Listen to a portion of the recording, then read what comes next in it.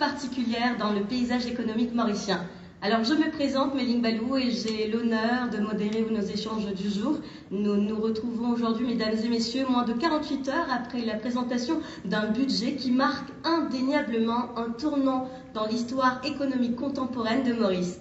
Dans cette salle se trouvent réunis dirigeants d'entreprises, entrepreneurs visionnaires, décideurs économiques, vous qui constituez la force vive de l'économie mauricienne. Et maintenant, pour ouvrir la discussion, j'ai le plaisir de céder la parole à Monsieur Men Kandasamy, CEO de l'EDB, Economic Development Board de Maurice. Monsieur Kandasamy, c'est à vous.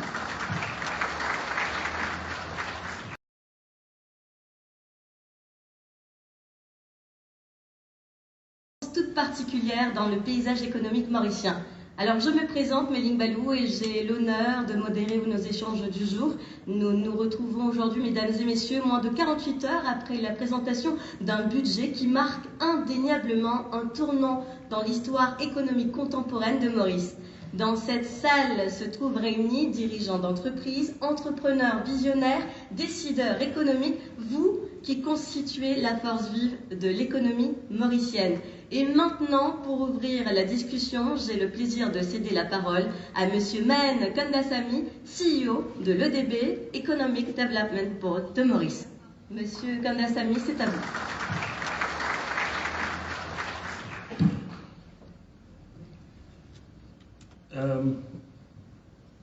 Our Junior Minister of Finance, Honourable Dhaneshwar Damry, our esteemed leaders of the private sector, our distinguished guests, ladies and gentlemen.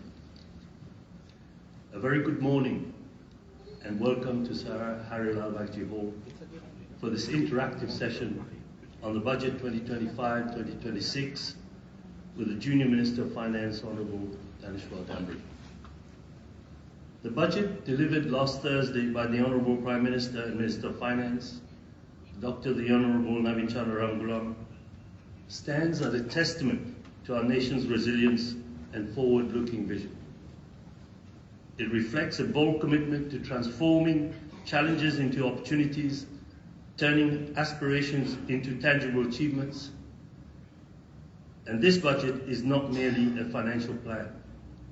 It is a roadmap to turn around our economic abyss towards sustainable growth, innovation, and shared prosperity.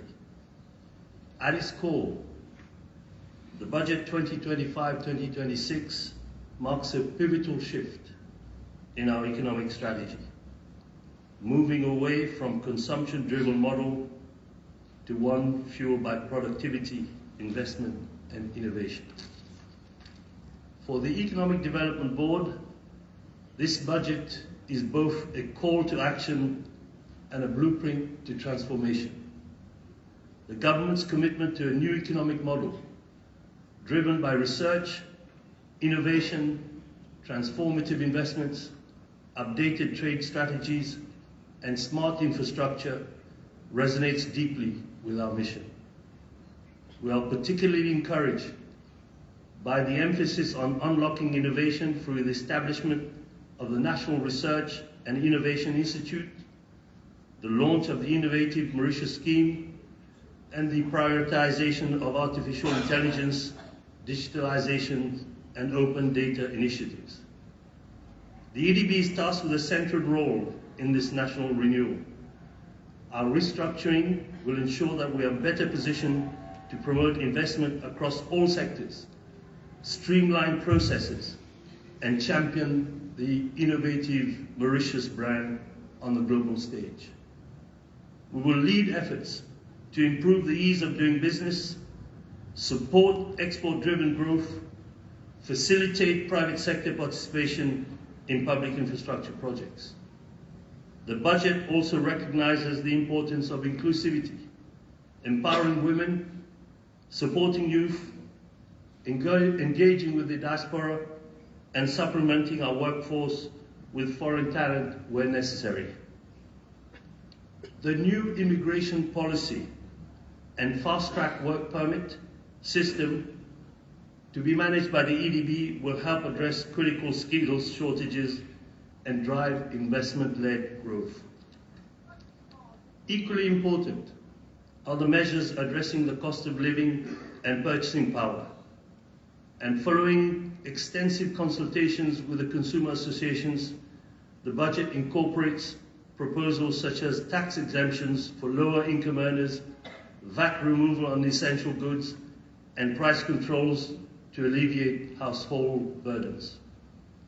As we navigate current national economic challenges, coupled with global uncertainties, this budget will lay the foundation that ensures that Mauritius becomes more agile and future ready by fostering innovation and prioritizing sustainability.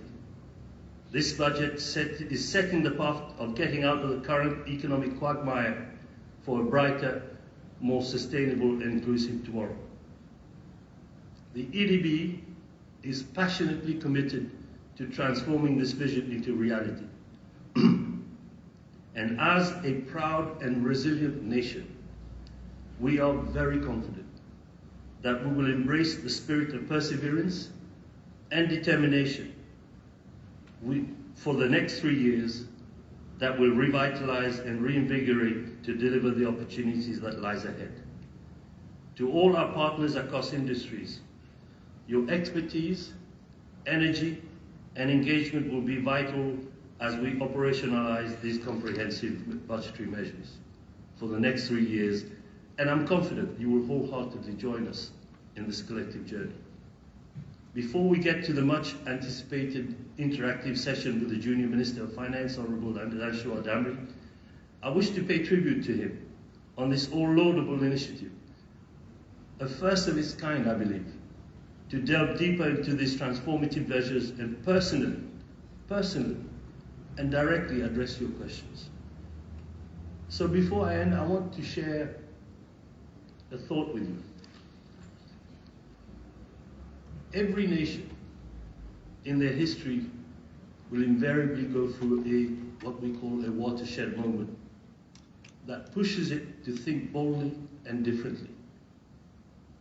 It will drive us to go beyond easy answers. It will force us to question what we think and search for new and brave and courageous answers. Today, we are at such a moment. And in this context, we really do understand that change can be scary because it pushes us out of our comfort zones and into unfamiliar territory. But we are very confident that this change in this transitional 3-year period will also be a catalyst to power charge Mauritius towards a new and thrilling area of sustainable growth, as well as open the gates to new and exciting opportunities. A very close friend of mine, a former Namibian ambassador, once shared an old African proverb about change with me. Think about a caterpillar transforming itself into a butterfly. This process is not easy at all. The caterpillar must build a cocoon and literally reconstruct itself during a transformative process which is time-bound. It is an incredible and profound transformation. But finally, it is because of this dramatic change in this process that the butterfly can finally emerge and fly. So just like the butterfly, Mauritius, all of us here are in this 3-year transformative process to become something even better, stronger, and more than what we are now, I think.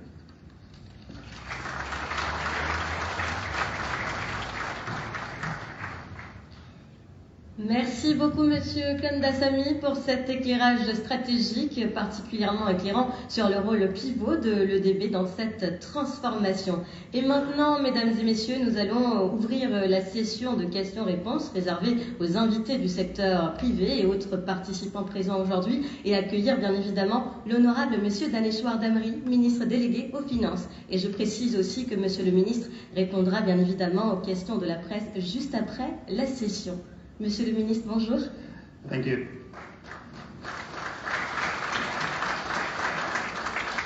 Representatives of business associations, the chairperson and board of EDB and the CEO of EDB, my good friend Mahen, very good morning to you all.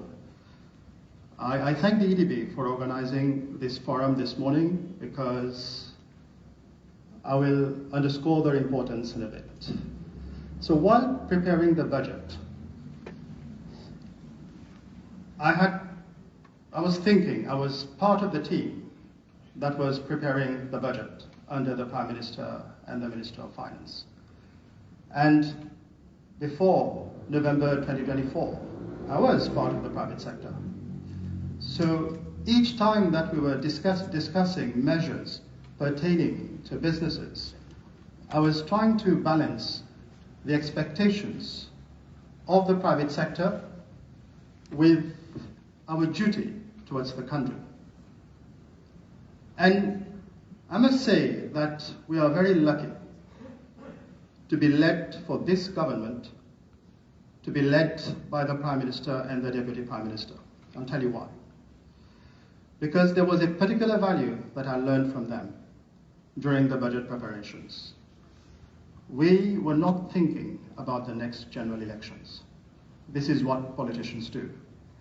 We were thinking about the next generations. This is what statesmen do. And the first priority, since I'm addressing the business community, the first priority was to protect businesses. And I'll tell you why we need to protect businesses. You'll understand that. As you all know, our Moody's ratings are Baa3 with a negative outlook. And you all know why we are here. You all know our debt sustainability, or unsustainability, if I may say, 90% of GDP, budget deficit touching 10%, trade deficit in excess of 200 billion rupees, so much money being allocated towards servicing of debt, and an economy fueled by consumption and inflation.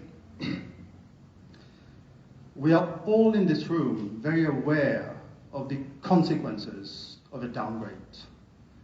If we did not reverse the trend, Moody's would act. And you know, the consequences are so severe for the economy first, and then for the general population also. I mean, those from the financial services sector would be the first impacted. Those from the banking sector, all your correspondent banks will go. All our global business will go. All foreign investors will go. And if this happens, we put jobs at risk. Prices would soar. It's just not good for the economy. We all know that. I mean, no one in this room can tell me that if Moody's acted, the consequences for our country would not be disastrous for not just the business community, but for the whole population. And remember, I know the Mauritian businesses because I was part of it. We care. You know, shareholder value is not only about profits. It's also about our people. It's also about our planet. And that is why we have taken the decisions that we have taken. You all know the decisions that we have taken. You are impacted by it. So I will not repeat them. But we can address them during the discussions. But one thing that I'm certain is that we have also created something that was not present earlier. We have created new business opportunities, new investment opportunities with a lot of incentives. And you can start looking at them. We are also easing the investment landscape. We're increasing the competitiveness of the country. We are rebuilding the foundations for business of Mauritius through labor market reforms, through ease of doing business, through enhanced export competitiveness. I mean, let's look at the blue economy. We are unlocking 30 billion rupees of private sector investments in renewable energy. You will benefit. The whole country will benefit.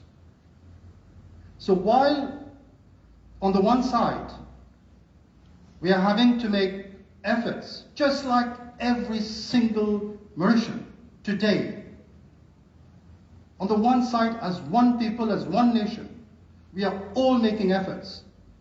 On this other side, you business community, you have the opportunity to rebuild, to shape the new Mauritius through the new investment strategies and the new investment space.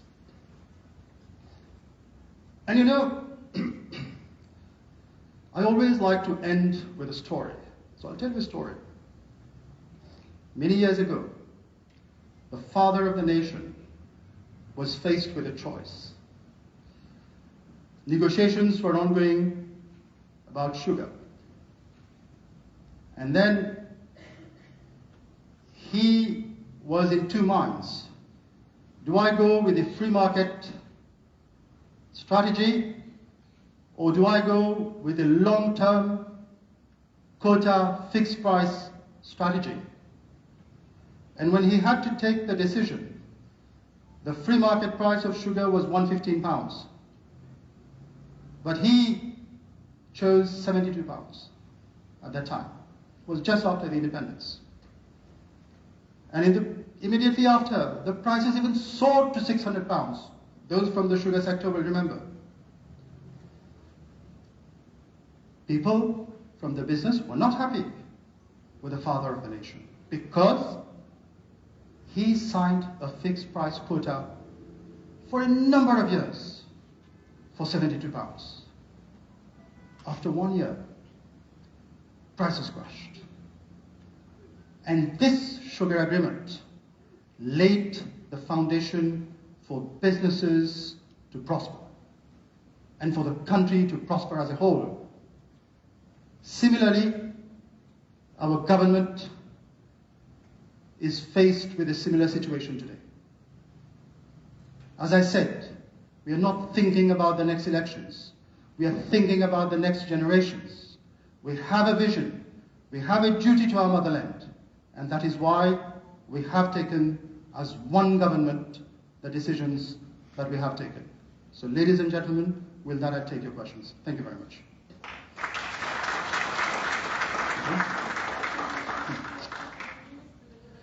D'avoir fait part en tout cas de votre vision et de votre philosophie économique pour Maurice. Je déclare à présent la session de questions-réponses ouverte. Qui souhaiterait intervenir en premier? Qui souhaite intervenir tout de même en premier? Des questions?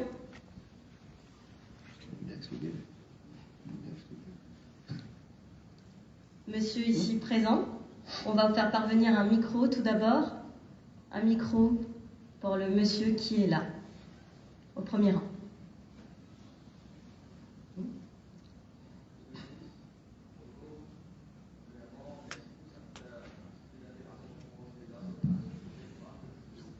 On va changer le micro, puisque voilà, je pense que l'audience ne vous entend pas.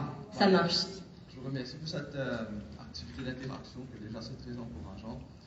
Et deuxièmement, vous avez donné le coup d'envoi d'un budget, un plan extrêmement courageux aussi. Et on vous remercie pour nous avoir interagi avec vous, les mesures par rapport aux investissements portuaires, la formation, le débat, entre autres, que nous appelons beaucoup. Cependant, on a beaucoup de questionnements rapport à nos membres.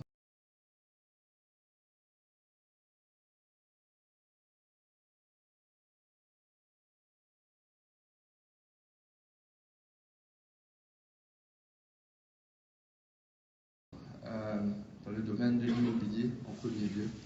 Nous concédons que tout l'aspect de Moody's, entre autres, mais c'est des business models qui doivent être revus. Donc nous travaillons sur le moment avec tous nos partenaires, avec tout le monde. Certainement, on reviendra sur des documents et nous souhaiterions qu'on puisse revoir peut-être certaines décisions pour voir comment converger ces modifications avec la disruption dans les business models. Et puis, deuxièmement aussi, Monsieur le ministre, dans certains secteurs, les augmentations de duty, d'external duty, entre autres, auront un impact certain sur, d'une part, le business model, mais aussi sur la confiance en termes des consommateurs. Donc, ce n'est pas nécessairement des questions directes, mais c'est des fortes considérations que nous avons. Et j'espère que, comme vous l'avez fait auparavant, on pourra continuer à avoir ces interactions pour en discuter. Merci. Réaction? Yes. Okay, I'd rather stand. See, in spite of all the efforts that we have made, it's very important that you understand that. We have made so many efforts, but the public debt has decreased from about 90% to 88%. It's not good enough. In 3 years, we have to go below the debt statutory level of 80%. We have only 3 budgets to do that. And we are confident that if we work together, of course we'll keep speaking. This government, even if the conversations are difficult, we will engage in those conversations and try to find solutions. But one thing that I'd like everybody to try to internalize, I want you to understand, internalize, because I believe everybody understands what we have done, is that we have to make this effort.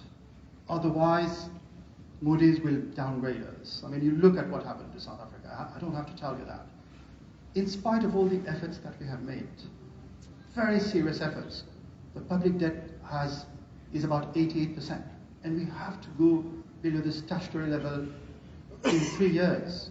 And we have said in the budget that after 3 years, we'll move to a lighter tax policy. We want to do that.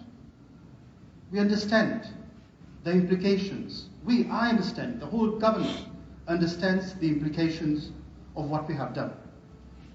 And we take that responsibility. But we'd like to work with you as one people, as one nation, and in 3 years, once the economy starts performing again, we will return to a lighter tax policy. Voilà, cela clarifie vos interrogations, j'espère. D'autres questions? Sans doute. Oui, monsieur, ici présent, deuxième rangée. Hello, thanks for giving us this opportunity. So we have heard the word AI a lot. Actually, I think it's the number one keyword in the budget, AI. So I'm an AI startup founder and I'm also an AI engineer. And so the budget is supposed to be good for me, thanks. But we have heard about the investment, boosting investment in innovation and AI. But we haven't not heard what would be the specifics of that. What would be the specific incentives? Currently, there's already the angel deductions. Will it go further than that? Thanks. Yes. So we are coming up with a number of investment schemes, and the EDB will be publishing those soon. Now there are a few things that we are doing. A, there will be incentives, fiscal and otherwise, for investments in AI. But number 2, this government is doing something very different. The Chagos, part of the Chagos money, eventually, will be used to set up a future fund. And that future fund is along the same lines of the Temasek in Singapore. And I'll tell you the long-term vision why we're doing that.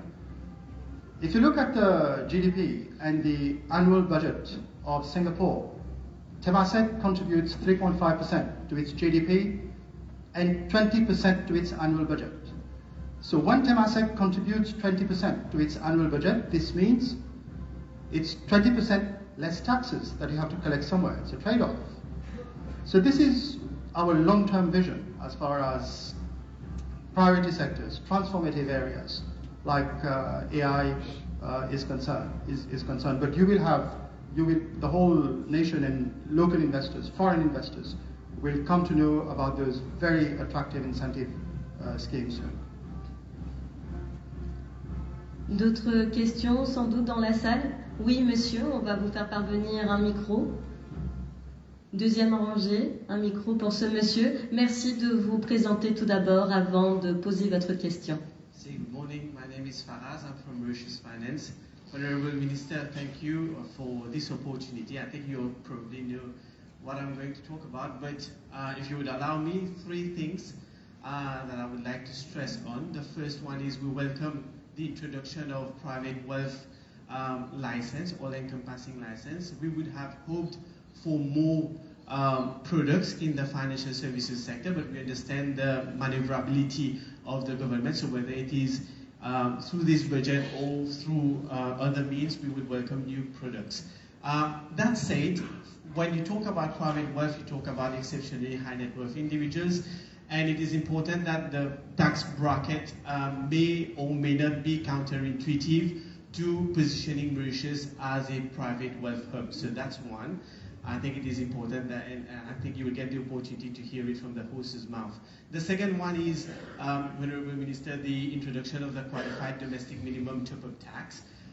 If the policy decision has been taken to implement it, our ask is, and we have formulated a letter to the Ministry of Finance in the past, our ask is that it is a well-thought process because it is a highly sophisticated endeavor of the government. It is important that our tax incentives are not neglected. So when or not neutralized through the QD entities, I understand there are approximately 800 entities which are impacted.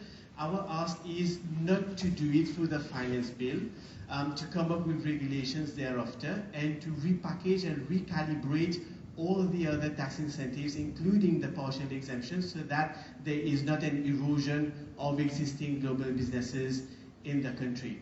I think it is very important that we do that, and I wanted your feedback on this one. And the third one is, of course, we welcome the impact assessment of the sector, and we hope that we have the opportunity to contribute thereon. Thank you. Thank you, Faraz. Okay, I'll make some comments. Firstly, we all know the importance of the financial sector. Nearly 14% of our GDP, 12,000 employees, and a heavy weight in the balance of payments in our deposits.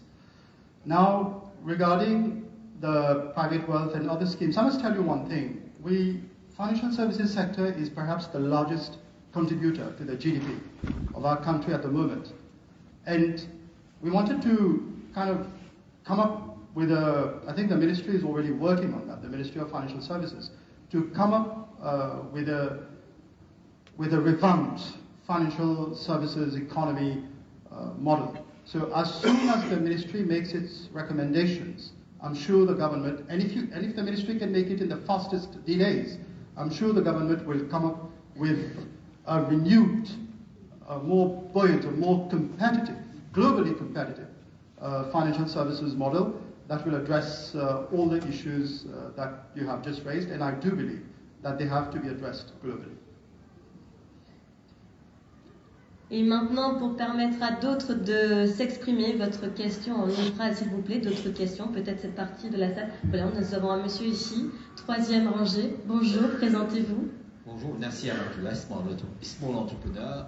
My career has spanned textile, then offshore banking, and now in property. I've been dealing principally with foreign investors. When I read the budget, these investors may feel that we don't want them anymore. I know that there has been a lot of criticism of bétonner l'île Maurice, but I think within the people who we're attracting here, not only they come to buy a property, but they also come here and bring their wealth. There's wealth management, there's everything. I fear that the message is a bit too harsh of them. without any transition. And secondly, I think we need to look carefully at the fair taxation, because we do not want to have people who come here who want to bring all their income to Mauritius. I've got a client yesterday who called me. He gets 1 million dividend, €1 million dividend every year, and he says suddenly he's got to pay another 15% when his country would have paid only 15% overall. So the message in terms of the way it's being put in that budget maybe may have us end up with a smaller market, be it on property or in offshore. So I think a transition period is important. Thank you. Okay, so again, it's a balancing act. We have on the one side of what we call a fair share. I mean, every one of us is contributing to ensure that Mauritius becomes competitive again. So the fair share contribution is based on capacity to pay. It's only fair that those who earn more pay slightly more, contribute slightly more. And the other thing we must also not forget, I didn't want to say, but you know, a lot of the country has done a lot of us. We should not forget that. A lot of us are successful today because the country has provided us with a platform to be successful. And this has been for decades, for generations. Today, the country needs us. So it's our turn to give back to the country. And the country is asking us for only 3 years. That's what we want to do as a government. Now, on the other hand, we'll have the private wealth scheme. So it's going to be a balancing act. We'll have to see. And of course, the one message I want to send is that this government is investor friendly. This government is growth friendly.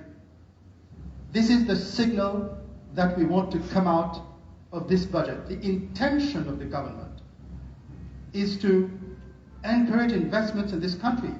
I am aware that 80% of investments in this country are made by the private sector. And we need a lot more investments in this country. So we don't want the wrong signal to be sent to the private sector. It's an investment-friendly budget, but at the same time, we're asking everyone to make a fair share contribution to share in a burden for the next 3 years, so that we all grow after. Des questions, voilà d'autres questions. Monsieur souhaite réagir ici. Un micro, s'il vous plaît. Merci beaucoup. Tout d'abord, présentez-vous. Bonjour, Pierre Jabou de Captain Marin. Tout d'abord, félicitations, parce que je sais l'engagement. Mon père a été élu en 95, mon frère en 2014, donc je sais l'engagement que cela demande. Donc, attraper ce poids lourd-là dans cette période-là, je vous en félicite. Avant-hier, on a entendu le discours du Premier ministre où il spécifiait que, concernant les projets Smart City, there would be a transitional period to cater for components of Smart City projects where construction has already started. Il est très important pour nous que le volet technique de l'accompagnement de ces périodes-là soit clairement pas un bloc que l'on arrache de façon trop violente. Donc c'est le seul message que je voulais faire passer. Un deuxième petit message, on vit, comme vous le savez bien, dans un monde de perception. Donc la perception de l'accueil des étrangers, quel que soit finalement le niveau de compétence ou de richesse que l'on cherche. Donc j'exhorte à ce que effectivement on soit très conscient de la perception et du message. Je suis un peu vite. Merci. Merci. Comme je vous ai dit, le signal qu'on veut envoyer aux investisseurs étrangers ou mauriciens, c'est que le gouvernement a besoin de vous. Le gouvernement a besoin de tout le monde. Nous vous encourageons d'investir dans ce pays. Et deuxièmement, en ce qui concerne les modalités, ce sera dans le Finance and Audit. Représentant du tourisme, nous avons une question tout d'abord. 2 questions, 3 questions même. Voilà, on va commencer par Madame. Attendez d'avoir le micro avant de poser votre question, mais une petite présentation s'impose. Qui êtes-vous? I'm Selma Mahaboli from Blinds.mu. So I'm an SME, I'm part of She Trade, so thank you for EDB and IMSO. In the budget, it's nice to have the support, financial support of 1.5 million, but we do know it's not easy to get that. And I feel like with the increase of labor, there's no support for SMEs right now, and there's not really much support for women entrepreneurs as well. So we need help to survive. I think in the investment schemes that the EDB will come up with shortly, these questions will be addressed. We are very conscious about these, right? We are very conscious about these problems. We discussed pre-budgets, we are conscious about these problems, and we'll try to come up with solutions. Morning, sir. Thank you for the invitation, and honestly, I don't begrudge you your job. I think you've got a terrifically difficult job. I'm a foreign investor. I'm Chief Executive of PSG Financial Services. We have a market capitalization of 1.5 billion rand. We operate in wealth management, asset management, and we were persuaded by the EDB to come here 2 years ago, and I personally arrived here from the UK after living there for 20 years. I think our basic problem is that overnight, I understand that you're trying to protect global companies, but overnight you have increased the tax rates of our employees by double.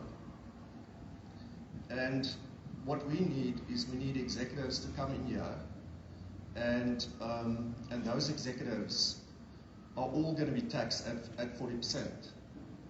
And so we're faced with three problems. Either our employees have to take that, or they leave, or we as a company have to make good on that taxes. If we make good on those taxes, then we get taxed again. So what we've done is taken advice, and basically it tells us our tax bill is going to double. So as a global center, Mauritius has immediately become unattractive for us. And I think that's a challenge for us. Would you like to respond to that, please? Yes. Firstly, I think the tax rate is 35, not 40, because it's 20% for people who earn more than 1 million rupees, and then there's a fair share contribution. About 15 and then 5% about 40. No, it's a 15. I think it's read paragraph 272 of the budget speech. The other one there was a small typo. But it's still 35%. It's 35. Yes, that's something I wanted to correct.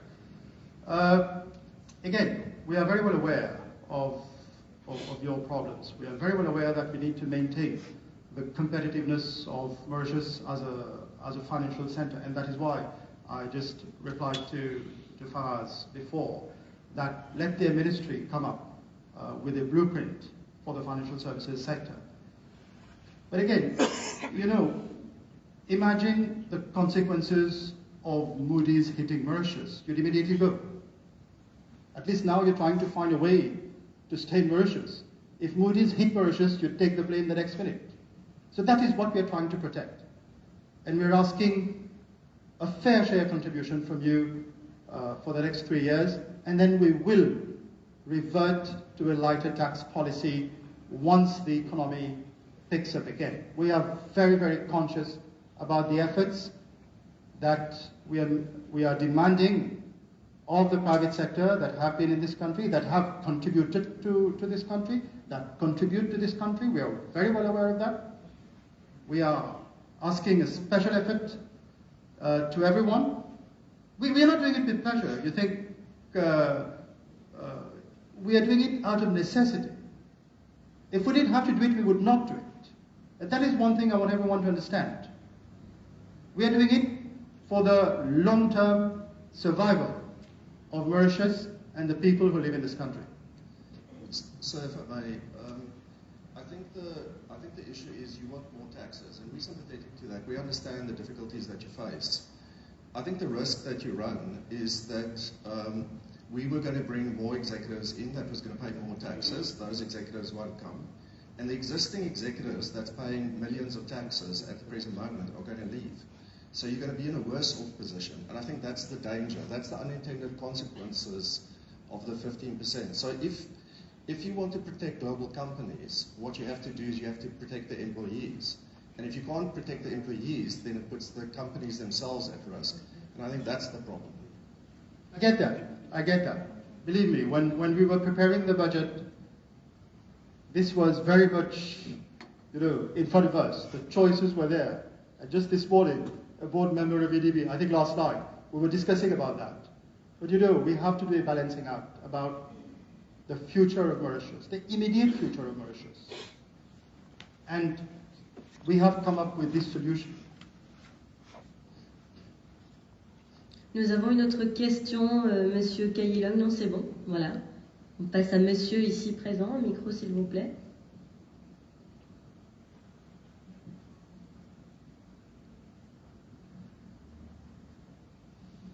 Good morning, Vinay Kanai from Vikanai Helfers. I'm an SME, so we are selling locally and also exporting. I read in the budget speech effectively that export promotion program, freight rebate programs are all being controlled. My request is effectively for us to be able to export nowadays. All our contacts was made through export promotion program organized by the EDB. In fact, I was thinking much higher that most probably we can make use of our embassies in foreign countries to effectively do export promotion program. But the request is also to maintain some of the international fairs for us to take part. Thank you. The EDB is restructuring itself, and we very much, as a government, we've mandated the EDB to make Mauritius more competitive export-wise and to develop aggressive export strategies to assist, to be a strategic partner to our companies to export. Yes, please. Would you like the mic? No. Or you can come here if you'd like to. Very briefly. No, I just want to say this is a very important point about the use of embassies as key assets in that process. So at the moment, we've started a series of briefings of those ambassador designates so that we can identify what are the key areas they need to concentrate on from an economic diplomacy point of view and provide them with the information that they will require. But also importantly, give them the contact person at the EDB so that the EDB becomes an extension of the embassy, but not separate. So at any one time they can contact us about things that are happening, but particularly in terms of export, that has got to be one of the key priorities that we're doing. And as the minister mentioned, one of the things that we need to do is restructure the EDB so that as far as the export side is concerned, it's not implicit but explicit in the way that we are structured. When you look at the structure of the EDB, nowhere do you see an explicit aspect of its export objectives and mission. So in the way that we're structuring that, we're going to have to do that. And the other thing that we have to add, apart from other thing which is key to it, the EDB must have, it really must have, and I know that the minister and the government agree, it must have a very modern brand and marketing department. It doesn't at the moment, but it must have, because our job ultimately is about selling the country. That's what we exist for, to sell the country in terms of investments and in terms of promoting exports. So we will start that very, very soon. Thank you, Minister. Thank you. And the brand behind we have announced in the budget is going to be Innovative Mauritius. Thank you, Mr. Kandasamy, as well for clarifying this idea and this concept, and I hope that this replies to your interrogation and question. On passe à la prochaine question. Merci. Hi, I'm Mathieu Passame, President of the Association of des acteurs de location saisonnière à Maurice, the whole informal tourism sector, everything that is Airbnb and vacation rentals at large. We've listened very attentively to the budget yesterday, and we hear all the good intentions regarding the future of tourism, and I think that it is adequate, and indeed branding is a big subject. My question would be very simple. How does the government foresee to measure the results of this a successful blueprint? As a private sector question, what is the main KPI that will be used to measure the success of a successful blueprint? Okay, good question. We talk about that a lot too, because we know that the implementation of the budget will be key for us to return to a lighter tax policy over 3 years. And we've taken steps towards that. when we announced the government program, a high-level steering committee was set up at the level of the Prime Minister's office to monitor the implementation of the government program. And if you read the budget, you will see there that that same committee will monitor the implementation of the innovative Mauritius budget. And I'll go even further. The Prime Minister will come and report on progress of the government program. See, the government program will have 5 budgets to implement it. This is the first budget to implement the government program. And the Prime Minister will come and report to the nation about the progress on the government program once every quarter or on similar frequencies. So we are conscious about what we are doing. Thank you, but just if I may, in terms of specific like tourism metric, what will be used to measure success? Yes, so every program has KPIs, and now we need to develop the KPIs with every ministry and every program, but we will be very transparent about that. And maybe, I'm just thinking aloud, maybe it's good that the KPIs are co-developed with all the stakeholders in every program. Thank you. Sans doute maintenant une nouvelle question, nouveau secteur. Monsieur, une autre question. Just a humble suggestion. We've had Mauritius Research Council. Most of us haven't seen anything coming out of it. Do I believe that probably for the next research initiative, we should have a joint private and public foundation, which is not just run by government, but jointly, where private companies can be allowed to make donations, have tax breaks for that, etc., so that it becomes a true public-private initiative to really drive forward, like we see in many modern countries. It's not government driving that. I think that area needs a joint effort. The innovative investment schemes that you will come to learn shortly. Yeah. Merci pour votre intervention. Nous avons une autre question. Bonjour, monsieur. Bonjour, je suis Patrice Avrion, président de la Chambre des notaires de Maurice. Je parle, mes confrères et consoeurs m'ont demandé de vous poser cette question. Le non-citoyen peut acheter dans les PDS, des biens immobiliers, dans des 1+2, comme on l'appelle, les appartements, mais ce budget ne permettrait pas à un non-citoyen d'acheter un appartement dans un projet immobilier 10 pieds dans l'eau. Sachant que ces terrains sont les terrains qui appartiennent au gouvernement, et pour qu'un projet puisse avoir lieu pied dans l'eau, il faut que le terrain soit un industrial site lease, un bail industriel. Sur les campements site lease, ça ne peut pas se faire, et sachant aussi que le loyer annuel pour les ISL, c'est à peu près 13 fois plus que pour un bail, un campement site lease. Donc on permet aux citoyens d'acheter à l'intérieur des terres, mais non sur un appartement pied dans l'eau. Donc je ne comprends pas trop quelle est la philosophie derrière cette mesure budgétaire. Merci.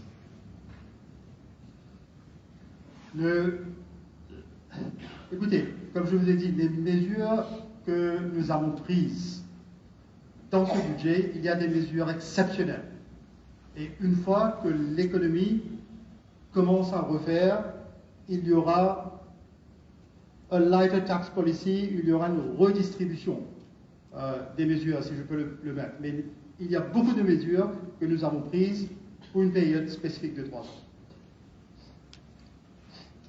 Excusez-moi, Monsieur le Ministre, cette mesure, ce sont les taxes qui entreraient dans la caisse du gouvernement. Donc le loyer annuel pour un bail industriel, c'est 13 fois plus que pour un petit campement qui existe sur un terrain de 4220 m² au bord de la... C'est une famille qui bénéficie. Dans l'autre cas, un projet immobilier, c'est 13, 15 appartements, c'est de l'emploi pour les personnes qui habitent dans les zones côtières, c'est de l'argent qui rentre parce qu'il y a un déficit budgétaire, il faut bien le combler, ce serait une façon de le combler.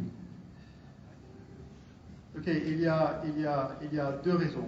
Une, comme tout le monde le sait, il faut aussi donner des opportunités aux Mauriciens, pas qu'aux étrangers. Et deuxièmement, je crois que tout le monde est conscient du surbétonnement de l'île Maurice. il faut quand même protéger l'environnement.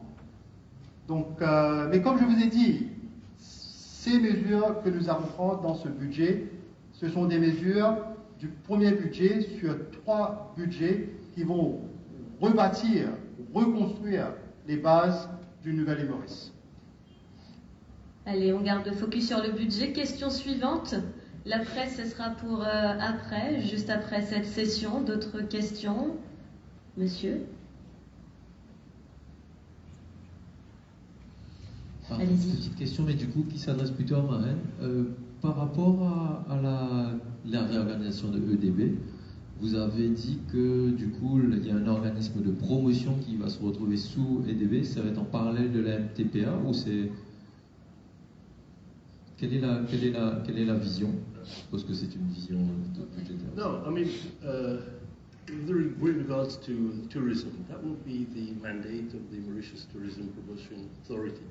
But there's one thing that we can work together in terms of joint promotions, where we have a stake in what is happening in a particular market, and they also have a stake. So we can join forces to do things collectively Mon point together. exactement là, c'est que dans la création d'une marque, finalement, d'avoir plusieurs marques diffuses, ça atténue l'apport. Il y aura une seule marque de l'île Maurice. Rassurez-vous. So you're talking about the brand. Yes. I have discussed with the Junior Minister Sidney Pierre on that already. So we have had consultations on that already in terms of how we're going to go ahead. Monsieur, we are one government. Yeah. Yes. One government, une vision, une direction, une marque. Yeah. Minister, if you allow, just one. There's one thing that the Prime Minister mentioned in his speech, which he emphasized on it. I don't know if people remember that, but he emphasized the importance of Africa. And he mentioned Agenda 2063. And then he mentioned the African Continental Free Trade Area. I am of the view that there's still a lot to do with regards to strengthening our Africa strategy, maybe revitalizing it and using it as a big advantage for us to be able to exploit that opportunities that exist, especially for our small exporters here, local exporters. There are things that the EDB can do and will have to do. So because we are in a strategically important position. Over the last 2 weeks, I've had a series of consultations with various countries in the ASEAN countries and Far East, the Japanese ambassador, the Indonesian, and even the Australian ambassadors, high commissioners. And I think that we need to be able to craft a position on that so that we can, even if we need to package it even better in terms of new schemes, Minister, so that we can attract them to come to us. Because the world is changing. We understand how fractious the global trading system is becoming. Right? You're all aware. We understand that. And I know it, that many countries in the Far East and the ASEAN countries are looking for new opportunities, how they will diversify even more their markets.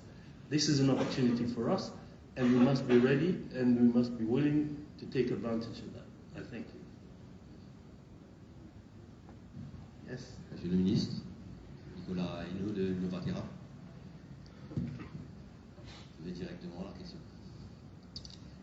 Les droits d'enregistrement et la LEN transfer tax ont été revus substantiellement à la hausse pour l'acquisition et la revente des biens immobiliers par les étrangers. Un capital gain tax a aussi été introduit. Nous pensons que ces mesures auront un impact important et causeront une perte d'attractivité de Maurice en tant que destination pour les investissements étrangers dans l'immobilier. Est-ce toujours le souhait du gouvernement d'attirer du FDI à travers l'immobilier? Absolument. La réponse est oui.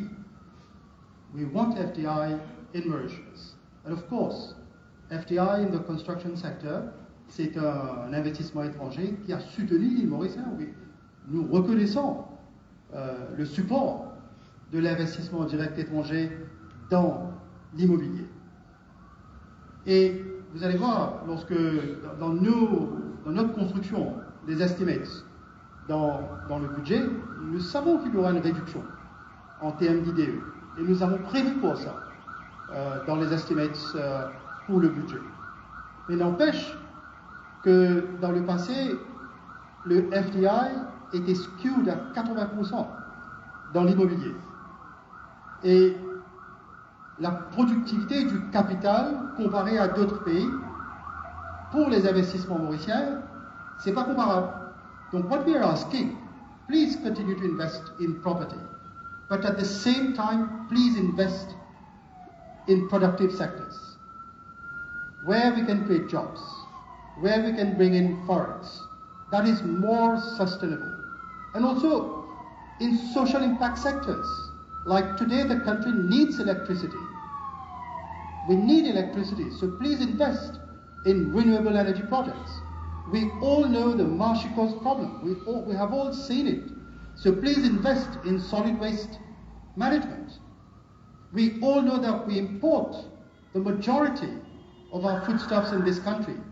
So please invest in the agri-sector. We all know that the youth of this country are emigrating to other countries. Please invest in sectors that create employment for them. Financial services, tech, AI.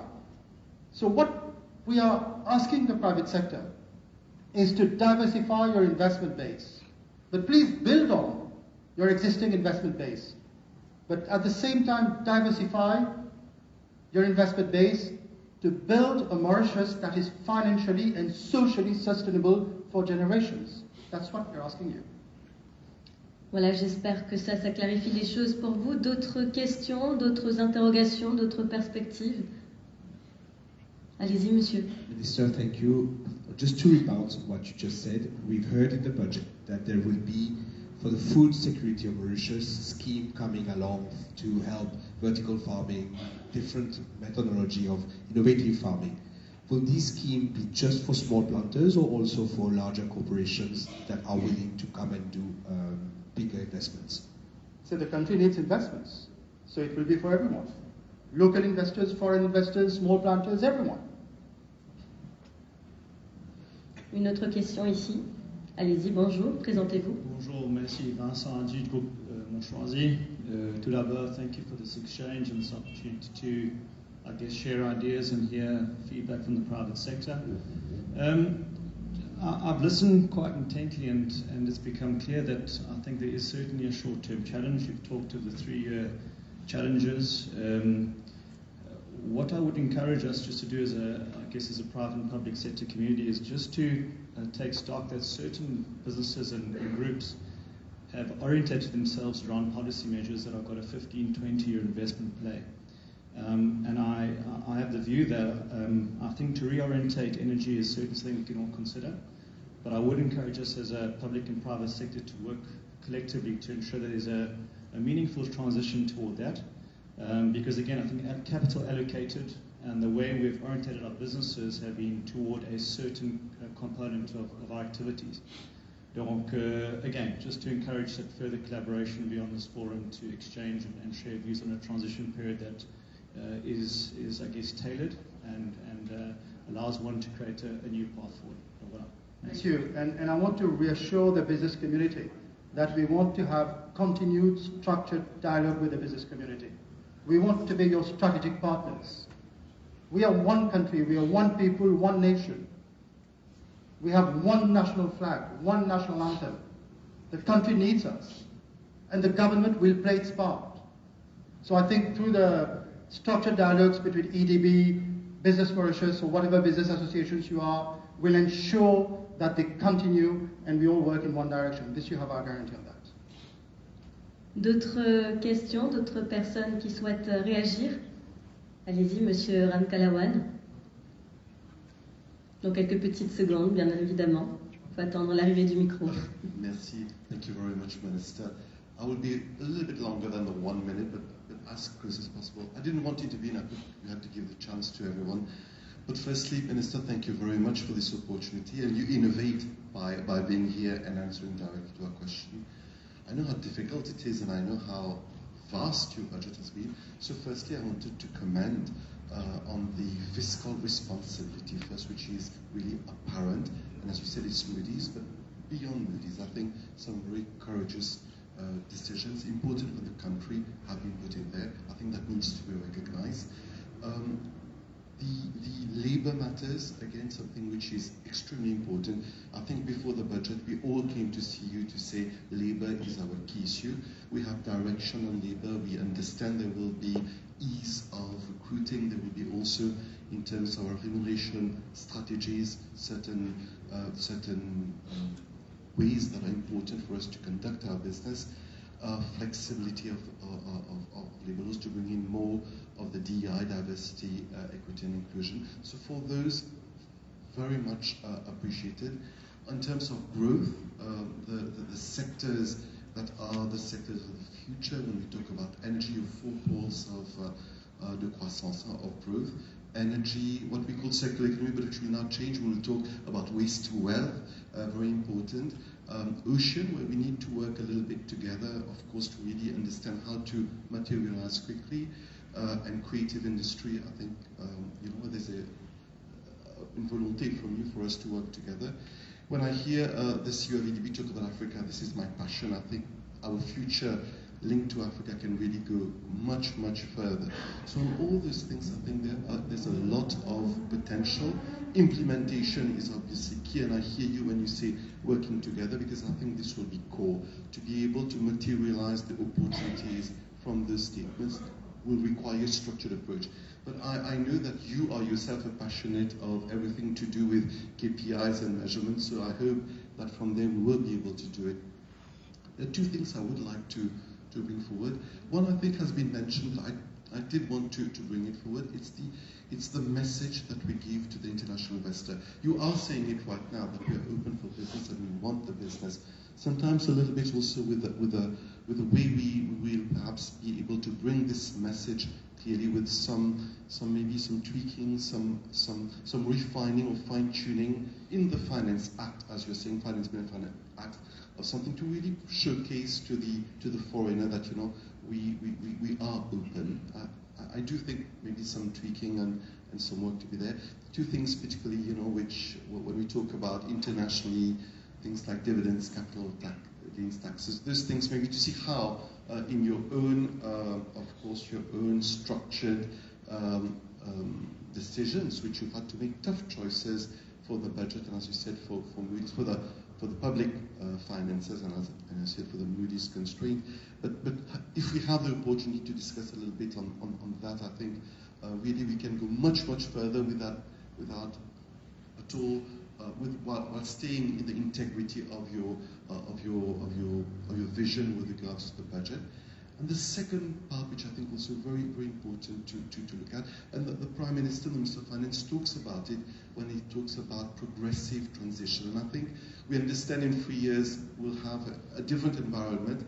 I think many of us are willing to live through this to get this light environment. But in the meantime, some of the sectors, the transitioning period and the timing, sometimes what might seem the right timing and what could be in fact a better timing, again a place for discussion. I know we will have this space for discussion, but I just did want to add it here in this overall positive note in terms of how we are seen by the foreign investor and the foreign talent. There's a war for talent going on internationally, and we have to be winners in this war for talent. And secondly, in some of the sectors, the timing of the transition. Those two are our requests. Thank you very much. Thank you, Kevin. On the first point, on building the innovative Mauritius brand, of course, it's not something that we want to impose on the business community, and I think we should work together on how we craft the story, how we narrate the story, and how we send the right signals. That's one. Number two, we thought a lot about it. What do we do? Faced with a fiscal consolidation challenges that we had. And what we thought was that it's better to try to redress the situation within the shortest delay. We wanted to do it in 2 years. This is what we wanted to do, 2 years. But when we worked out we considered doing it in 2 years, but it would have been too aggressive. So I think 3-year, medium term, it's a realistic plan. And I'm not saying if I know we are one country. We can disagree on certain points. But I know at the end of the day, we are one. We are united. And I know that at the end of the day, we'll all work together. And if we go in that direction, when we go in that direction, from today itself, I'm sure in 3 years, we'll return to a lighter tax policy. We want to return to a lighter tax policy in 3 years. You know, we're talking only about business here. Imagine the explanations we are having to give to the general public also. But we have decided to build a Mauritius for next generations. We have not decided to be in government for the next general elections. This is what we have decided to do. And this is at the risk that we are running. We very well know the political challenges that we are running. Even someone like me, first time. But I'm happy that someone like me and the whole government, we are guided by 2 statesmen and not 2 politicians. And this has given us the courage to do and support what we are doing. And this is what I've asked the business community. It's not only the business community that is having to take these bold decisions. Think about the general public, please. At least we have the luxury to discuss things. A lot of us know that we can sustain for 3 years. Difficulties are relative. I'd like you for one moment to put aside your hat of a businessman or a businesswoman and think of the general Mauritian. Think about that. And even the foreign investors that have come to this country, please think about the entire nation. Our people are the beauty of our nation. You come here because you like our people. Our people are very welcoming. We are all going to go through some challenges because we have to. And this is the choice we have made. And we have made this choice because in the last general elections, the people mandated us to make these choices. They mandated a team that would make difficult choices, that had the courage to make difficult choices at the risk of electoral future. Because everyone is concerned about multi-generations of this country. And this is the appeal that we're making to everyone. Let's work as one people, as one nation. Yes, sir. Merci beaucoup, Monsieur le Ministre, pour ces propos prometteurs. Allez-y. Sorry, sir. I'm very sympathetic to your challenges. So, we operate in multiple jurisdictions, in Malta, the UK, South Africa, and so on. So I'm sympathetic to it. But when I'm an international investor and I listen to you talk, I hear 2 things. The first thing is you're going to go through 3 difficult years, and I'll wait until you've sorted out your affairs, and then I'll have a look. The second thing, when you're an investor in financial services companies and financial sectors, and you want to make Mauritius, and we bought into that, you want to make Mauritius a financial center. We made that judgment. You would be better than Singapore, you're going to be better than Malta, and that's why we came here. The question is, if you at a stroke of a pen can change taxes, what else can you do? Is trust next? Is companies next? What's next? And that troubles investors. You're worried if there's instability in terms of the legal environment in which you're waiting. And I think that's what you have to consider. So if you're considering growth, you have to consider what is going to attract us. And we've already here, so to the extent that you're here, we might diminish your existing tax base. And that's what you have to think about. I mean, we are not here, this is your country, you've been elected, nobody is going to tell you what to do. I'm merely trying to give you the perspective of an international investor that can be here, or in Malta, or in Singapore, or Switzerland, or in any other jurisdiction. Merci de nous avoir fait part de votre perspective. C'est vrai que cette question sort du cadre. I'm sympathetic to your concerns, right? And I want to reply to this question is because there are 2 main issues The environment that we want to create is an environment of predictability and stability that leads to confidence, and that's why I wanted to reply to you.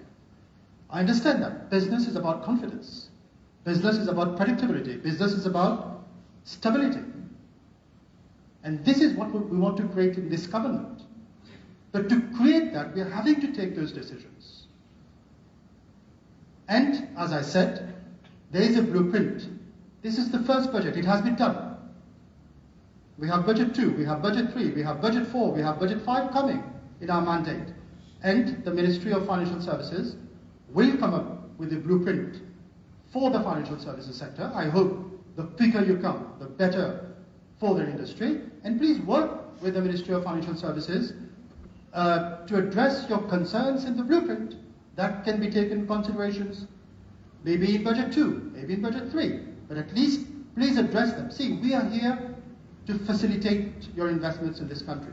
We are here to facilitate the investor's life and the investor's family's life in this country. And that is what we are here to do.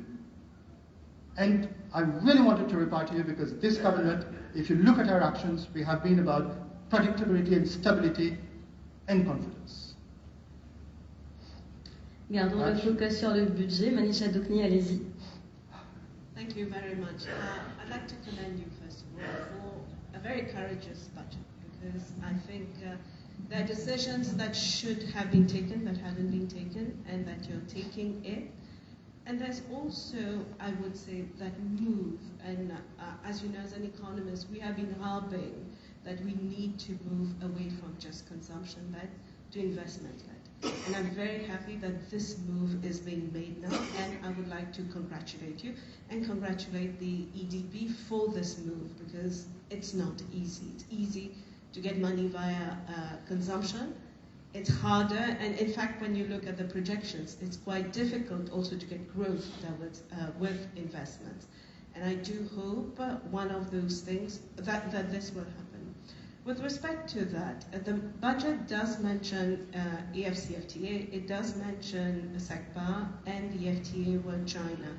However, I would say that our export and export-led through the investments that would be coming in, this is something that will have to be consolidated through our economic diplomacy. You did mention some of it, but I'm a Pan-Africanist. I work a lot across Africa. I do not see Mauritius that visible. I see financial services companies very visible, but I do not see Mauritius elsewhere on other areas visible across Africa. While there is an interest potentially from African countries and African businesses to do business with our local businesses. So I think we need to consolidate that, as we also need to look into what we can do for SECPA, with respect to SECPA, and what we can do with respect to the FTA as well, in particular in an age where we know that we're going to be faced with potential very high tariff on about 10% of our export towards the EU. So, sorry, not the EU, but towards the US. So we need to really look into those alternatives and link that as we're looking in terms of the investment strategy. Okay, I think one of the key economic enablers will be connectivity, whether it's the port connectivity, airport connectivity, digital connectivity, financial connectivity, or as you just mentioned, diplomatic and economic diplomacy connectivity. So these will be the 5 key connectivity enablers to act as a force multiplier for business in Mauritius. Voilà, je pense que nous avons fait le tour des questions principales, mais nous avons encore d'autres questions, d'autres personnes qui souhaiteraient poser des questions. Merci, thank you. Minister, CEO of EDB, I've got 2 points. I think first, I can see a coherence in state of the economy, the government program and the budget on pro-investment. And in the budget speech was clarity on pro-investment, which is very good. My second point is with respect to the second component of investment in the budget, with respect to waste to wealth. I think there are about a number of amendments which can be made to give that pole, that space of investment meaning, be it in the Waste Management Resource Recovery Act, be it in the Environment Protection Act, be it in the Income Tax Act, be it in the excise duty. I think we can construct an investment framework for investment in the manufacturing, in the waste sector. And this could be an important component of manufacturing in waste. And if we only have that framework, on which work has been done, and it can have real meaning for investment. So our plea will be, since it's been mentioned in the budget speech, about this space for investment, and from waste to wealth, we can go down from a motherhood statement to a real space if we get the framework done, and it can be done. Since you already mentioned energy, I think the waste component could be a major component. It can be done now, Mr. Minister. Thank you. Thank you, Raj, and I'm happy you raised this question because I'll make an invitation to every business association which is here. And that is the reason why we did not develop the investment schemes in details in the annex. So more work for you, Mahen. The Chief Economist of EDB is also at the back. So anyone, please feel free to get in touch with the EDB to share your ideas and co-create these investment strategies. As you see, this is a government that is your strategic partner. And we're not saying it only in words. We are doing it through actions. Notre session de questions-réponses touche bientôt à sa fin, mais peut-être une dernière question dans la salle. Ouais. Un dernier témoignage, un partage. Personne. Monsieur le... Ah, une dernière question. Allez-y. Oui, peut-être juste un point en fait que j'entends, qui est assez absent du discours, je dois dire, c'est au niveau des risques de Moody's, etc. Donc c'est financial risk. Mais le financial sector à Maurice, ainsi que le BPO secteur, on va dire, opèrent actuellement avec deux outils, Excel et email. C'est ce que je constate en allant voir les compagnies. Et moi, je pense que c'est un très grand risque dans la mesure où tout le BPO secteur le direct threat to the BPO sector is AI. Et donc, c'est pour ça que finalement, dans l'Innovation Act, j'espère qu'on pourra avoir des discussions parce que je pense qu'il faut vraiment target les entreprises mauriciennes. Il faudrait que les entreprises mauriciennes aident à créer les agents IA qui vont permettre d'augmenter la productivité du financial sector et du BPO secteur, car sinon, en fait, elle va devenir irrelevant par rapport à des AI étrangers qui vont tout simplement faire le job. Merci. Il a tout juste lancé l'invitation.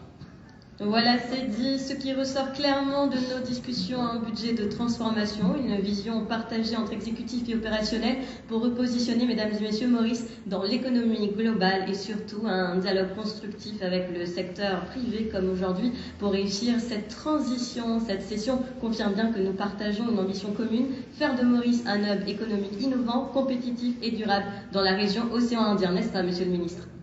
Thank you, and let's get to work as one people, as one nation now itself. Thank you. Voilà, tout est dit. Merci beaucoup.